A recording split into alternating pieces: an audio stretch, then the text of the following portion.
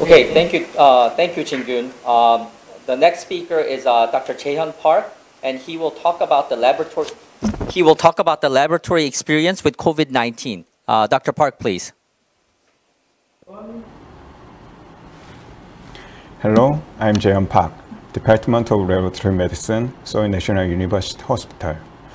Today, I'm going to talk about laboratory experience with COVID-19. The contents of this presentation are rapid response of Korea, COVID-19 test, and other laboratory tests in SNUH. COVID-19 test includes specimen collection, transport, handling, facility, workflow, statistics, and inconclusive research. Guidelines have already been published by various organizations, including WHO and CDC. So rather than a summary of these, I'm going to talk about what we are doing. As of April 20, a total of 560,000 people were tested for COVID-19 in Korea. The blue bar graph shows the number of negative results. And in early March, Korea tested about 18,000 people per day. Currently, more than 100,000 tests have been performed in the US, but in early March, no other countries have attempted this. Now the number of confirmed cases per day falls to less than 20, and the number of tests is around 7,000. There are also public laboratories, but large clinical laboratory centers and hospital labs played a significant role. The reason Korea was able to respond so rapidly is that it made the system after the MERS outbreak in 2015. First, diagnostic kits were developed quickly, and the government authorized the emergency use. Korea has national insurance, which has decided to cover tests for suspected and confirmed patients with COVID-19. Medical institutions that can perform the test are accredited labs that have molecular labs, have completed training for COVID-19, and have passed on external quality assessment.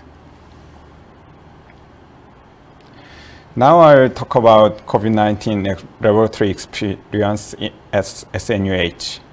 Subjects are COVID-19 patients, suspected patients at screening clinics, and pre-admission patients. Recently, pre-admission COVID-19 screening is being conducted. In Korea, there have been cases of hospital outbreak, and it was implemented as preventive measures. About 3,300 patients are tested every day, and results are also sent to patients by SMS. A nasopharyngeal swab is used as the primary sample according to the guidelines and experiences. The direction of pre-admission patients and screening clinic patients are different. At the central building, 2 doctors are collecting samples through the window. Doctor's PPE is an N95 mask, face shield, and gloves and surgical gown. When collecting samples, polygraphs are worn on the gloves and are changed for each patient. Initially, a triple packaging system was used, but the volume was too large for sample processing. Therefore, the COVID-19 patient sample is now transported using a zipper bag and a plastic container. Screening specimens are collected, labeled, placed in zipper bags, and stored in the refrigerator. They are transported in a large plastic container according to the test schedule. The carrier is wearing gloves and transporting the sample through an elevator assigned to the COVID-19 specimen. The processing room in the molecular diagnostic unit is BSL-2 with negative pressure. In the room, there are 2 Class 2 BSC and nucleic acid extraction machines. Specimen handling is the most laborious and time-consuming procedure. The medical technician wear N95 mask, apron, and gloves. Due to the disinfection procedure, the technician opens the zipper bag, reads the label, check it together, and cleans the tube. After the technician opens the tube and records the samples for the nucleic acid extraction. We use Roche Magna Pure 96 for RNA extraction and Biolab CFX 96 for real-time PCR. We have to use KFDA-approved reagents for COVID-19 tests. Initially, the first approved Cogen Biotech kit was used. This kit uses E-gene for screening and IDIP gene for confirmation. The probe sequences were developed by Coleman et al. As the number of tests has increased, the later approved SD biosensor kit is being used now. By multiplexing fluorescences, both genes can be identified in one wear. In general, the total test time takes 6 hours. The real-time RT-PCR itself is about 2 hours, but it takes 1 hour for RNA extraction and 1 hour for RNA setup, PCR setup. The most dangerous and time-consuming step is the sample preparation. If done carefully, it takes about 2 hours to prepare about 90 samples. The test is conducted 4 times a day: 10A, 1P, 4P, and 8P. Currently, 9 medical technicians are conducting COVID-19 tests. The maximum capacity is 376 tests per day. From February to April 15, a total of 601,000 samples were examined.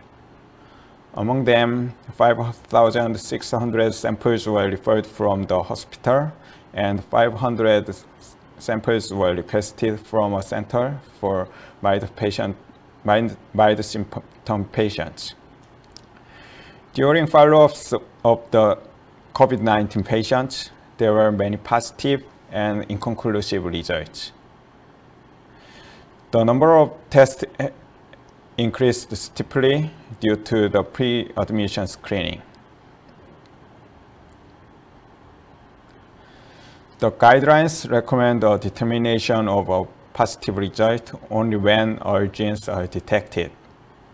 If amplified only in the E gene, it is said to suspect another beta coronavirus.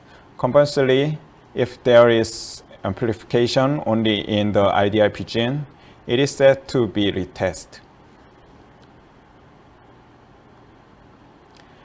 It is important to check the amplification curve for interpreting the results. A positive result is when certain amplification is confirmed before threshold cycle. It is negative if the curve is at the bottom. But what should it say if amplification appears behind the threshold cycle? Although different from the guidelines and manufacturer's criteria, we report it as positive if such amplifications are found in both genes.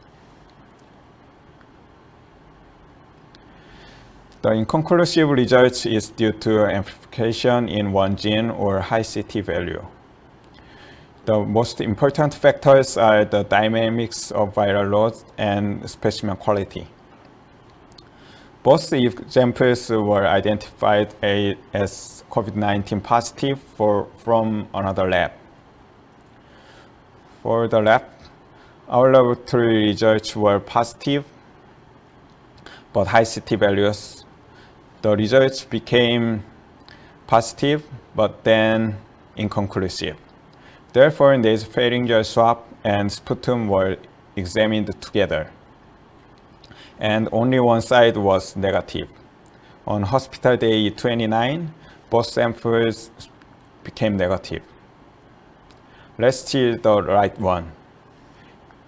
In our lab, the results were inconclusive, positive but high CT value, positive and positive but high CT values, positive and negative. In the follow-up tests, results can fluctuate. Therefore, we report results including CT values in consultation with the infectious disease doctors. The possible causes of false negatives are similarly described in various guidelines. Specimen quality and viral load dynamics are important. Other factors including viral mutation and the effect of treatment. In this case, it is necessary to test a lower respiratory tract specimen such as sputum. Besides, it is also important to always test both positive and negative controls for the quality control of PCR. Recently, false positive results were reported in Japan due to contamination. Performing other laboratory tests or risk assessment for aerosol generation is necessary. For CBC and routine chemistry, we assigned automated analyzers for COVID-19. Microbiological tests and other tests are mainly operated in Class 2 BSC or with measures to reduce aerosol generation. Thank you for your attention.